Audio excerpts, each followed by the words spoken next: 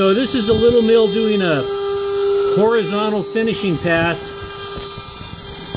and you can see it's taken the steps there, and we've now it's doing this kind of vertical dance and polishing those steps off on that little section.